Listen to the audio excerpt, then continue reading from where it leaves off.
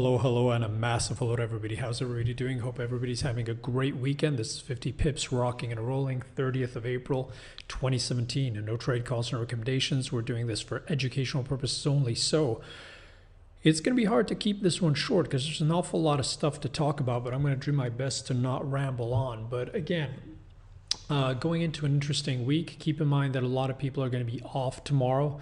Bank holiday across the board, China, Switzerland, France, Germany, Italy, etc., UK. So again, we'll have to see what's going on. But you do have a lot of data coming in this week. So it'll be action-packed, pretty much starting from Monday, with all the PMIs. We got an RBA rate statement. We've got unemployment out of New Zealand. We've got the PMIs. We got an FOMC statement. PMIs, trade balance, unemployment claims, inflation, a lot of stuff going on, and non-farm payrolls, the little cherry on top of the cake. But on top of that, we're going into the weekend where we have the, second round of the French elections on Sunday, right? So again, you'll have to keep in mind what's going to happen into that Friday, and how how the market's going to position itself for the weekend risk, having seen, what comes out of the Fed and what comes out of non-farm payrolls. Again, I think if you look at all the polls, it's pretty much Macron with about a 20-point lead, but we'll have to see. It's never really a done deal. What's going on? Equities, well, here we're looking at the VIX, no fear, no fear, no fear. Equities ripping higher. Again, the bulls are talking about we need to go for new highs, sky's the limit. Bears will be talking about the fact that, Apple, Facebook, Amazon pretty much contributing the most of the gains this year. We're going into a period which seasonally is not too hot for stocks. We're seeing some funky stuff coming out of Canada, Home Capital Group. We'll have to see what's going on. We'll also have to keep in mind, is the market pricing this June hike right or not? We're still not out of the woods with the government shutdown. So there are an awful lot of things going on. I mean, in terms of equities, I think the most interesting thing really is that you've got the NASDAQ continues to go what we would call cocaine angel, right? Just ripping higher, ripping higher, ripping higher. But if you look at what's happening on the ES, right? ES is still hovering in kind of this no man's land, right?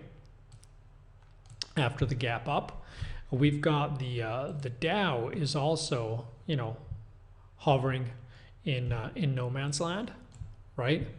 We've got the RUT, so the Russell tried to break above, and then we had a little puke towards the end of the week.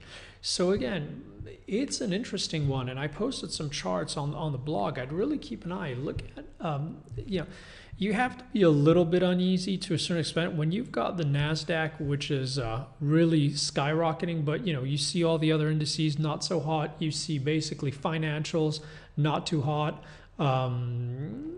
Energy, XLE, not too hot. You look at retail, XRT, not too hot. And you see where the VIX is.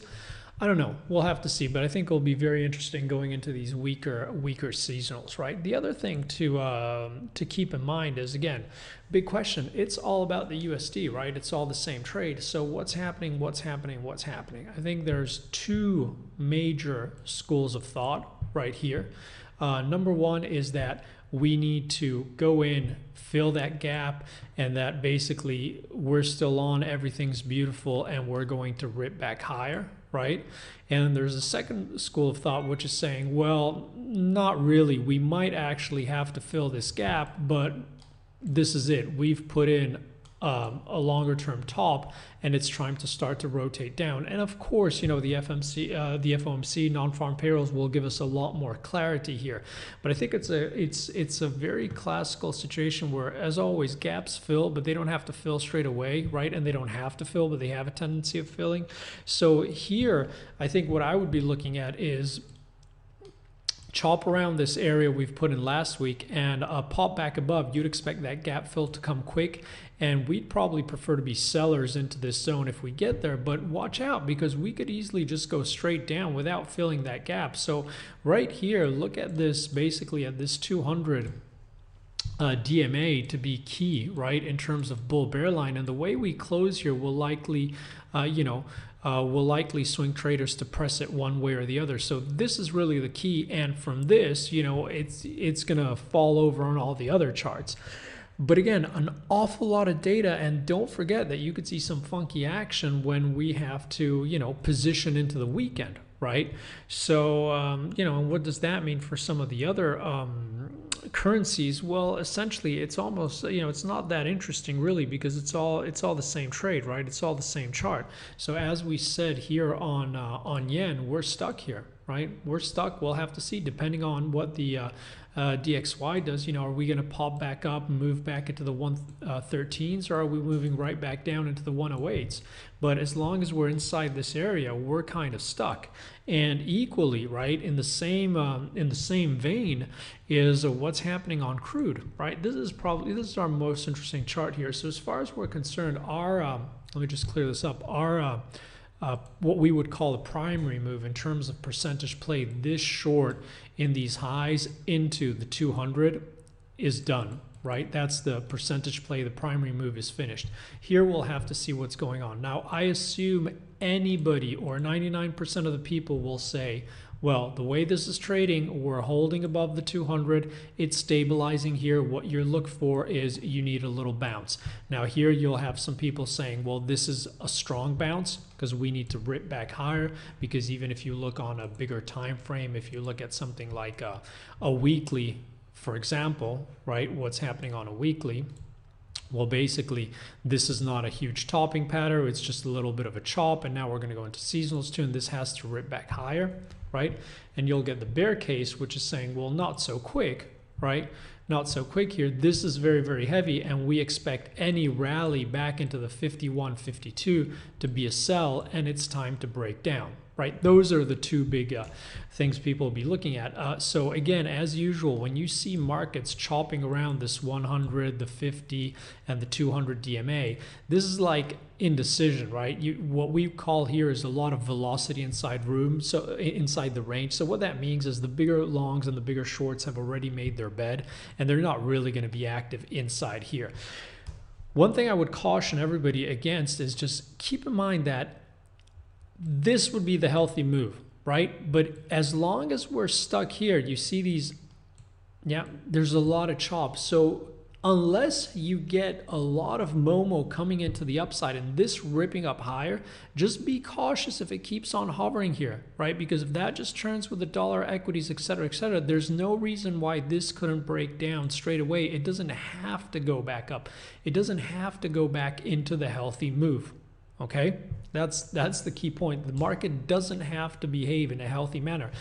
It usually does, and we like to engage when it does. We like to focus on what happens 80% of the time, not what happens 20% of the time. But that 20% of the time, or that 1% of the time, still happens, right? That's the key takeaway. And what's going on gold? And again, similar thing on gold, right? So we've had this. A lot of people call this false break to the upside of this trend line. So what's happening here? Well, it looks like it's starting to find a lot of support here. And the way we're looking at this, we're looking at kind of like a range, like 1250, 1300 technically, and the 1200, right? So you got pretty much $50, $50, right? And this is likely going to be a pivotal level. And again, keep in mind, we're going to this weekend, right? If we can base here, right, the next leg higher could start straight away from here, because you've got plenty of support. If we break down, then we would not be surprised to see this come all the way back to the 1200. We suspect, because of our view on the market we've discussed in the previous videos, the way we're looking at things for this year, we would welcome any dip here. We would consider this a very interesting longer term buy, right? Almost a gift. But here there's a lot of support, and I know I'm not being too conclusive, but that's just the way the market is. There are times when everything is lining up nicely and it's much clearer, and there are times when you're in chop zone. So you have to learn to live, embrace, and live through all the different scenarios. Now, a lot of people asking about cable. Again, cable, we're not looking at this so much as a play against the dollar. This is just, Brexit shorts unwinding here. And what we said is that 128 was the pivotal zone. As long as we hold above this, do not be surprised to see this continuing to move all the way back into the 132s. Now, we'll have to see how the market behaves with the comments we've seen over the weekend. Nothing too flashy really from those, nothing too unexpected. So here, the way we're looking at it still is that 128 is base support. Any dip that gets bought, base case would have to be for the rotation back to the 132s to continue. Any hiccup with a day close, week close, month close below the 128, then we would expect 124s to print quickly, because that would basically mean that the bullish Momo is not there. It's just a squeeze. We're falling back down, and on bad data, etc., then back down. But as long as we hold above here, as long as you don't get any tape bombs out of Brexit, should the data, which hasn't been hot at all, get a little bit better, then expect to see more Momo to the upside. Right? Canada, dollar Canada, we discussed this recently, and what we said here was just that basically, again, in line with our play on crude, right? This was a multi-confluence long zone, and on the move higher, we thought we had to clip these stops, then we had to clip these stops, and then we had to clip these stops. Right now, as long as we hold above here, well, then you can clearly see more Momo back into the 139s, 140s. Back below, you'll have a lot of support zones here. This is not something we're too hot about trading aggressively intraday, because you're just one Trump tweet or something away from a lot of funky action. So we're not, on the swings are interesting, but we're not unless you're very aggressive trying to trade dollar Mexico or this, we think there are much better opportunities in other places, right? Or a lot less subject to tape bombs or Twitter bombs nowadays, right? And Euro, what's happening on Euro? So our base case hasn't changed on Euro, right? Let's just go back to this, and this is our base case since, let me put it on a weekly, since last year. So our hypothesis was that we were basing, right? This chart hasn't changed, and we're looking for this to be a low. We're looking for a correction back up into the moving averages, and potentially all the way back up into the 20s, as this being a major failure. And especially if we get through all these different elections in Europe with no risk, we see what the Fed does or doesn't do, this could be the upside. It doesn't mean this can't stay choppy, but this could be the bases in, right? And we're rotating back higher. So unless we get something huge on some kind of tape bomb, this looks like it's fairly solid in terms of what it's trying to do, and the rotation higher. So there's no reason for us to change that longer term outlook. In the shorter term here, back on the daily, I think you could call it both ways, right? Right here, you've got an open gap, so it would be healthy to see that gap filled.